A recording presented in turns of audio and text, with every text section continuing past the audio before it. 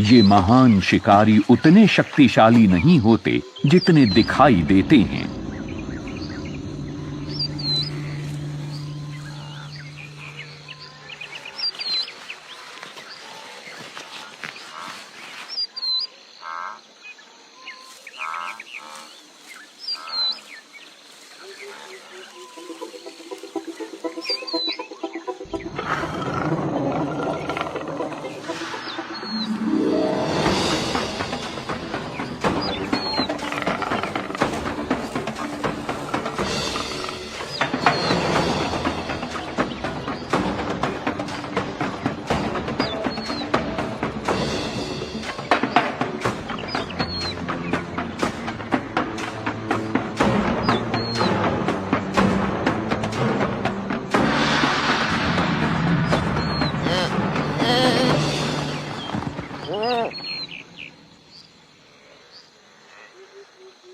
इतनी चकित कर देने वाली रफ्तार और फुर्ती के साथ शिकार करके चीता थक जाते हैं, पर उन्हें अपना शिकार मिल गया है। लेकिन ये थके मांदे एक पल भी आराम नहीं कर पाते। ये अच्छे धावक हैं, लड़ाकू योद्धा नहीं, इसलिए इन्हें जल्दी जल्दी खाना होगा। ये लड़ाई बराबर की नहीं। अक्सर शेर और लकड़बग्घे चीतों की मेहनत से कमाए हुए शिकार को चुरा लेते हैं। यहाँ तो एक अकेला चित्तीदार लकड़बग्घा तक इनके शिकार को चुराने में समर्थ है। चीते उसे रोकने की थोड़ी बहुत कोशिश करते हैं, लेकिन उन्हें इस तरह की भिड़ंत में हारने की आदत होती है। इसलिए वो अपना पेट भरने के लिए जितनी जल्दी हो सके उतनी जल्दी जल्दी खा लेते हैं, इससे पहले कि उनके शिकार को उनकी आंखों के सामने से ही लूट लिया जाए।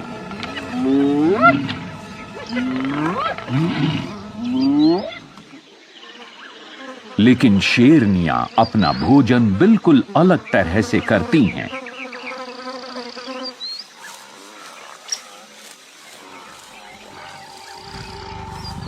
ये अपने बड़े समूह बनाकर अपना पूरा जोर लगाकर एक साथ शिकार करती हैं। समूह में प्रत्येक सदस्य को अपनी भूमिका मालूम होती है और वो अपने इस काम को किसी भी शिकार के दौरान बखूबी निभाती हैं। कुछ शिकार को थकाने के लिए उसका पीछा करती हैं, जबकि दूसरी उचित मौका पाते ही उस पर झपटती हैं। केप भैंसों से लेकर दरियाई घोड़ों तक ये किसी से भी टकराव मोल ले सकती हैं।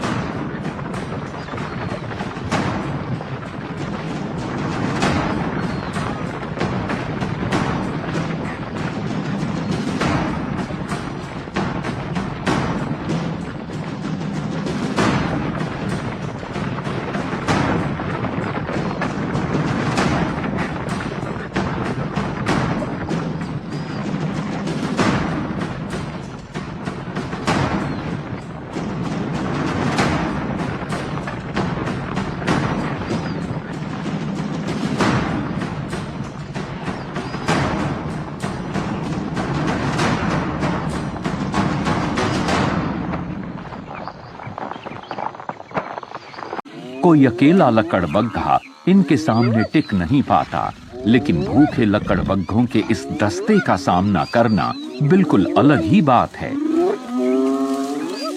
दुनिया में इनके आकार के जितने भी जानवर हैं, उनके मुकाबले में इनके जबड़े सबसे अधिक मजबूत होते हैं और उनके साथ जुड़ी होती है इनकी भयंकर उग्रता।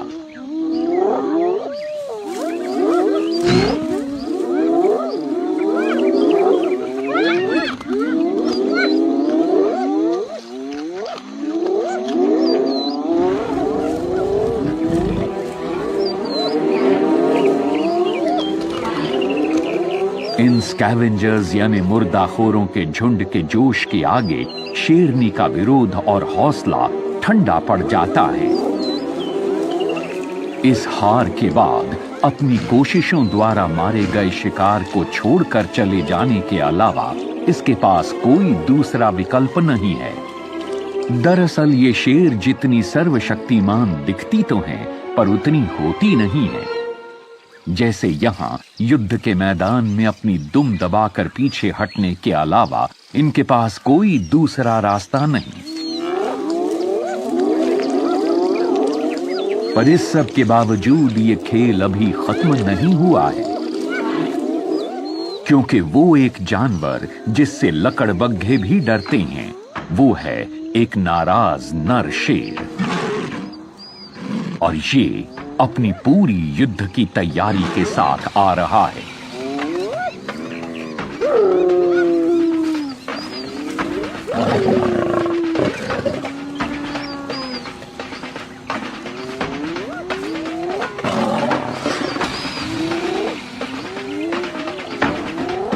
लकड़बग्घे खौफनाक होते हैं, लेकिन बेवकूफ नहीं। वो अच्छी तरह से जानते हैं कि अब उन्हें अपने खाने को छोड़ना ही होगा।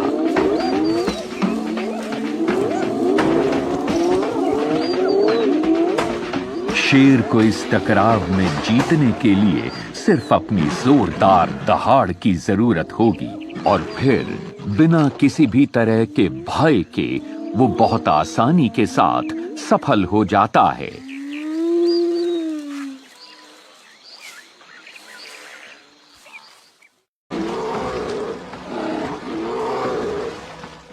का आगमन होने वाला है। ज्यादा बेसब्र भालू नदी के मुहाने पर टहलते रहते हैं। यहाँ शिकार कर पाना मुश्किल है। जैसे जैसे गर्मियां बढ़ती हैं, यहाँ आने वाली सैमन की तादाद भी बढ़ती जाती है। फसल का आनंद लेने का समय आ गया है।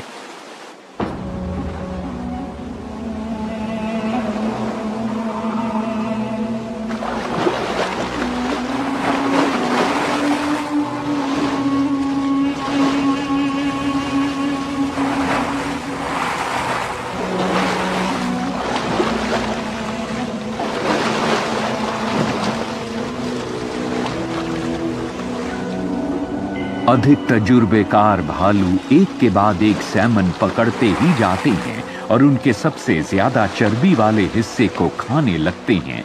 इससे उन्हें खुद के वजन को बढ़ाने में मदद मिलती है, जिससे वो आने वाले जाड़ों का सामना कर सकें। इस मछलियों की दावत का कुछ दूसरी प्रजातियां भी फायदा उठाती हैं। जो बचे खुचे मछली के टुकड़े नदी के किनारे जमा होते हैं, सीगल्स उनसे अपना गुजारा करती हैं। जब तक यहाँ सबके लिए भोजन की अधिकता है, तब तक तो सब कुछ शांत है, शायद।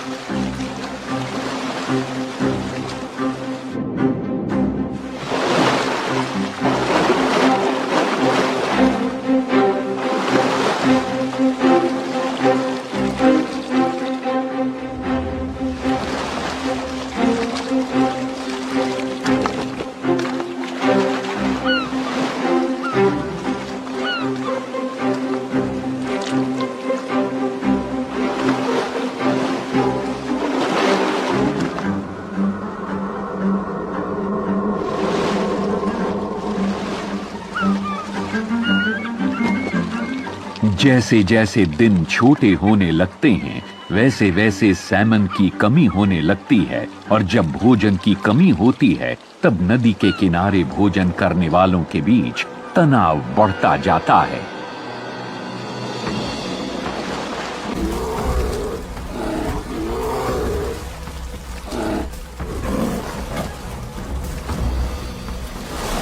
अब सिर्फ ताकत और बड़े डील डॉल वाले की ही जीत होगी।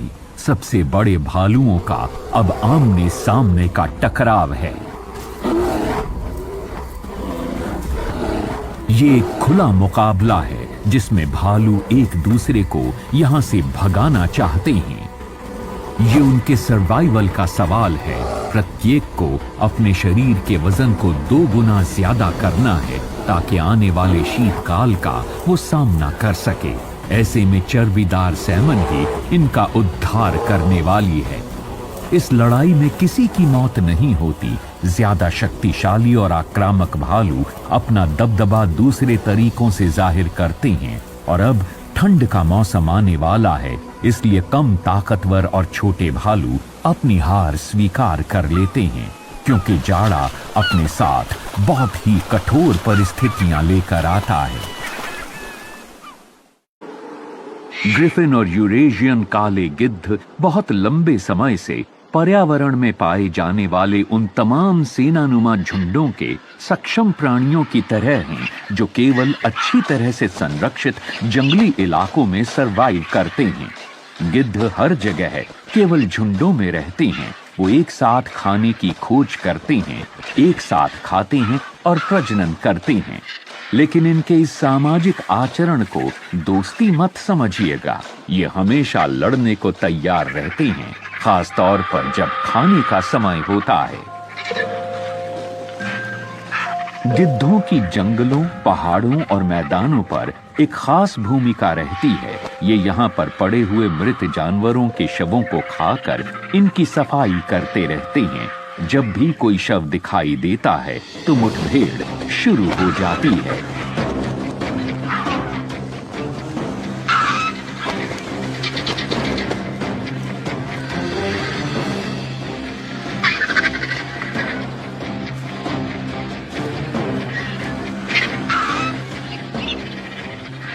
काले गिद्ध दूसरी किस्म के गिद्धों से बड़े और अधिक ताकतवर होते हैं और खाते समय छोटे गिद्धों पर अपना दबदबा बनाए रखते हैं।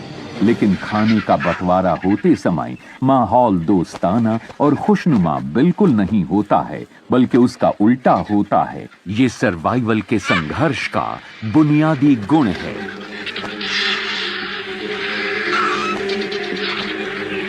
काले गिद्ध की चोंच ज्यादा मजबूत होती है, इसलिए जब ये शव की खाल में नोचकर छेद कर चुके होते हैं, उसके बाद ही ग्रिफिन गिद्ध भीतर के मांस तक पहुंच पाते हैं। इसलिए काले गिद्धों को मांस का बेहतर हिस्सा चुनने को मिल जाता है। ये इस भोज पर तब तक अपना हक जमाए रहते हैं जब तक कि भूखे ग्रिफिन गिद्ध अपने गुस्से पर काबू न रख पाएं।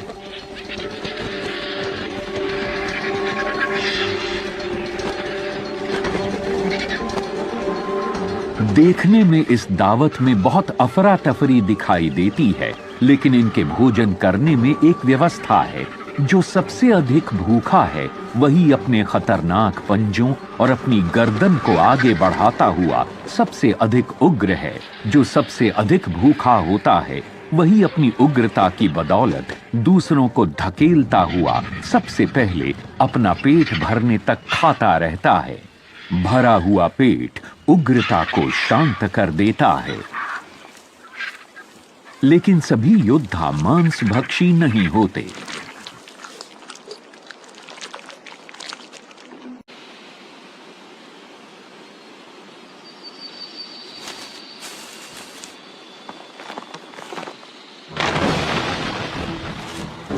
वैसे तो ये चील महान शिकारी होते हैं, लेकिन इस युवा चील ने अभी तक अपने तरीकों में कुशलता हासिल नहीं की है। इससे बहुत से शिकार छूट जा रहे हैं।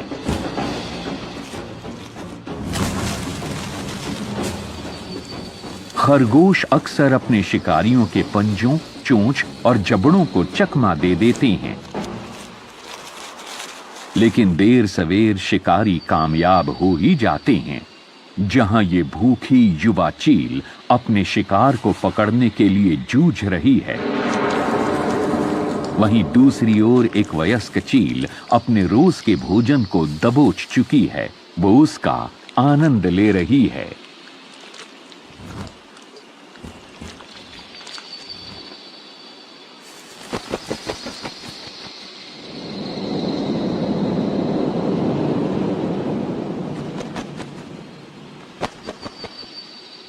एक महान शिकारी होते हुए भी ये चील इत्मीनान से अपना भोजन नहीं खा पाती। दक्षिण में जाड़े का मौसम बहुत कठोर होता है और ऐसे में सभी जानवरों के लिए भूख बर्दाश्त कर पाना मुश्किल हो जाता है। लाल चीलों ने इसके लिए एक तरकीब विकसित कर ली है, एक समूह में काम करने की तरकीब। छोटी शिकारी चिड़ियों के हल्ले गुल्ले के बावजूद चील अपना भोजन करती रहती है। भोजन के वक्त चारों तरफ इस तरह का शोर शराबा अपने दिमाग को शांत रखने की एक परीक्षा होती है।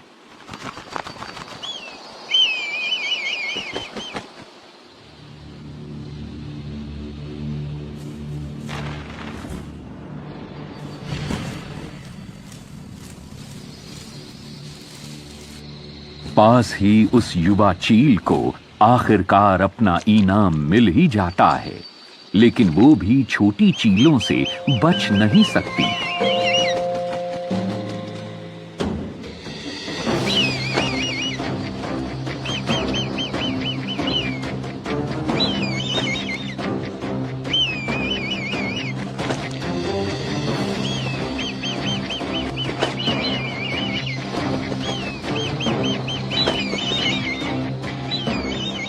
उसका भाई भी चोरी करने के लिए उसके पास आ जाता है।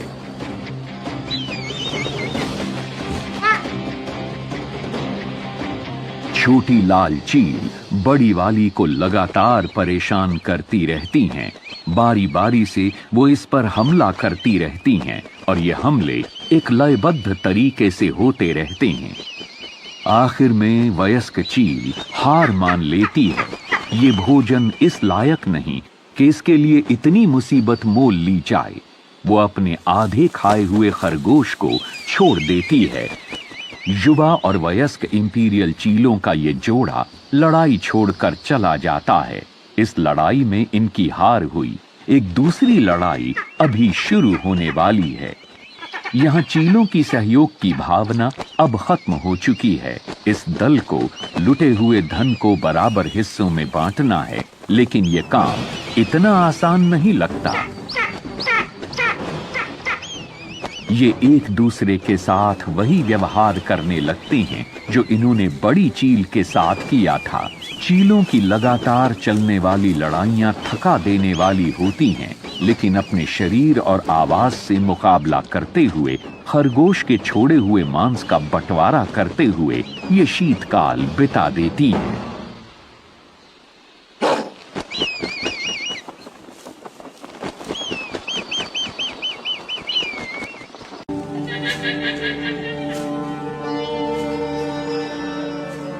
इस इलाके का सख्त मौसम जानवरों की बलि मांगता है।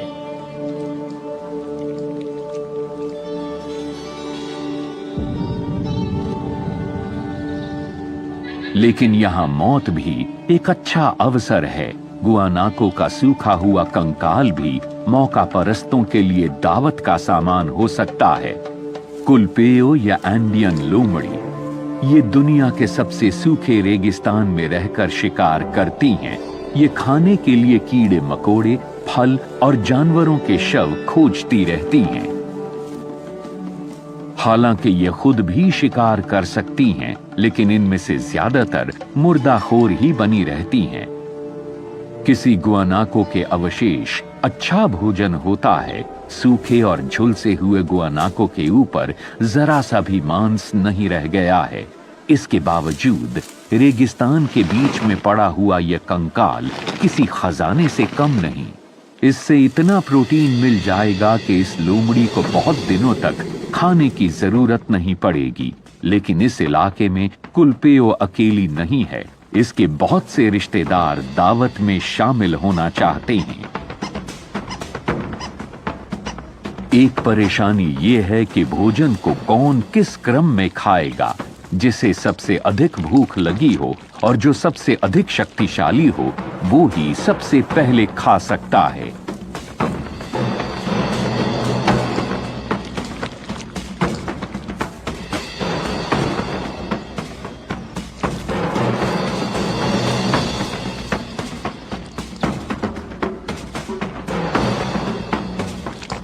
ये नियम कि जिसने पहले ढूंढा है वो ही पहले खाएगा को दर्शाता तो है, लेकिन उसके पास लोमड़ियों से इसकी सुरक्षा के अलावा कोई दूसरा रास्ता नहीं है।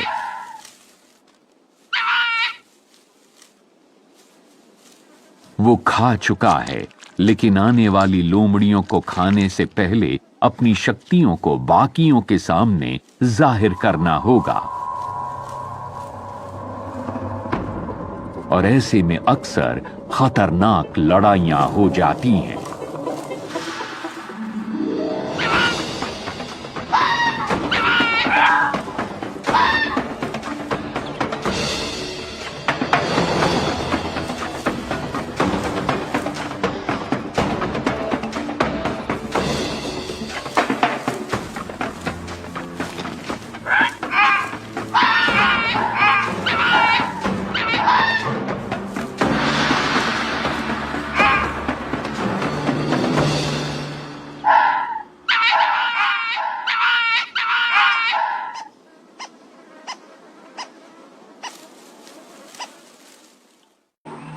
ब्राजील के जंगलों में जैगुआर का राज चलता है। हर हफ्ते 2 या 3 बड़े जानवर इस शक्तिशाली बिल्ली की भेंट चढ़ते हैं। आज इसका शिकार एक केमन है। अगर वो बड़ा हुआ तो कुछ दिनों के लिए ये इस जैगुआर के लिए पर्याप्त होगा। जैगुआर उतना ही खाता है जितना उसको जीवित रखने के लिए जरूरी हो। इसकी वजह से इसकी ऊर्जा बची रहती है और इसके क्षेत्र के शिकार भी बचे पौधों के बीच छिपाकर आराम करने चला जाता है। लेकिन इस बार ये अपनी चालाकी का फायदा नहीं उठा पाएगा। इसके इस भंडार को गिद्धों ने खोज निकाला है। जहां केमन का बचा हुआ शव का हिस्सा पड़ा था, वो अब एक जंग का मैदान दूसरे से निर्मम तरीके से भिड़ जाते हैं। ये हलचल दूसरे और भी ज्यादा ताकतवर मौका परस्तों को आकर्षित करती है। कैराकरैस को इस झगड़े में हिस्सा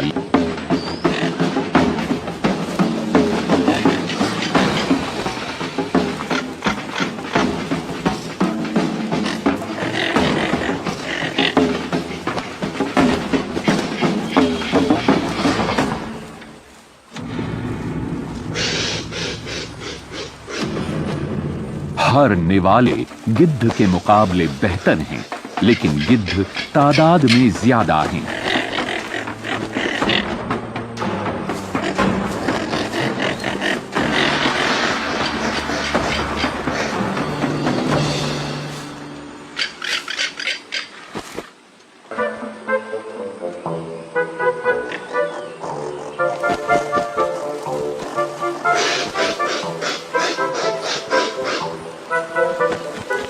केकड़ा खाने वाले रकून्स अपने संघर्ष में जुटे हुए हैं। ये छोटे मांसाहारी दिखने में तो प्यारे से चंचल खिलाड़ी लग सकते हैं, लेकिन असल में ये चतुर और निडर हैं। ये एक साधारण से शिकार नदी के केकड़े को ढूंढने में कई दिन बिता देते हैं।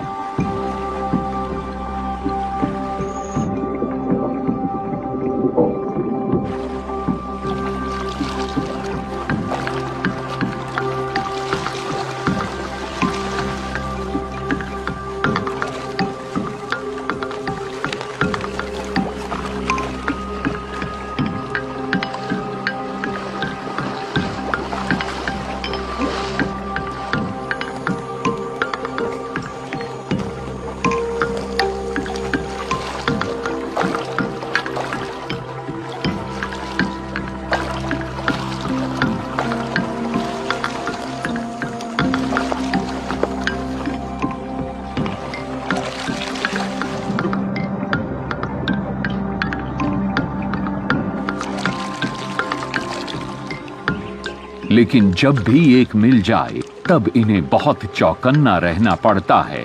अगर केकड़े को सावधानी से न संभाला गया तो उसके कवच के पंजे बहुत बुरी तरह से घायल कर सकते हैं। रकून्स अपने हाथों के कौशल के लिए जाने जाते हैं। ये केकड़े को पत्थर से टकरा टकरा कर घायल कर देते हैं और बिना खुद को कोई नुकसान पहुंचाए स्वादिष्ट केकड़े का आनंद लेते हैं।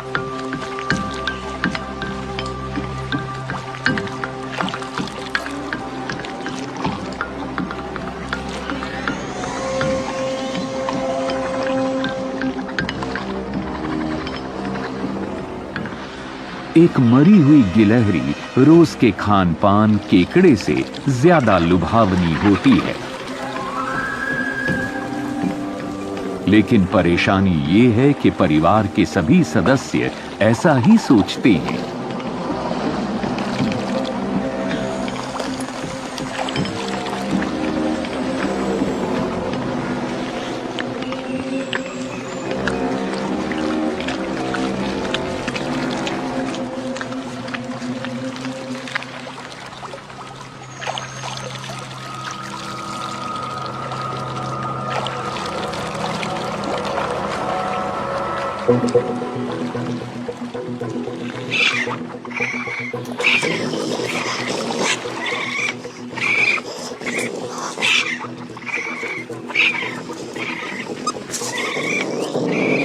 मरी हुई गिलहरी ने एक युद्ध छिड़वा दिया जिसमें समझौता दूर दूर तक दिखाई नहीं देता।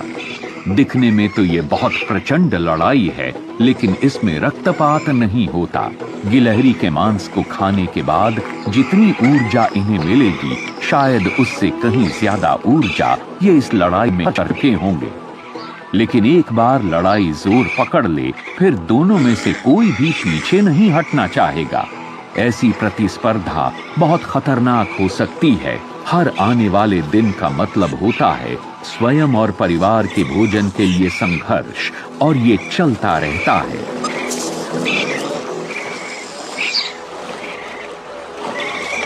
ये संघर्ष इस ग्रह के सभी इकोसिस्टम्स को आगे बढ़ते रहने के लिए प्रेरित करता है।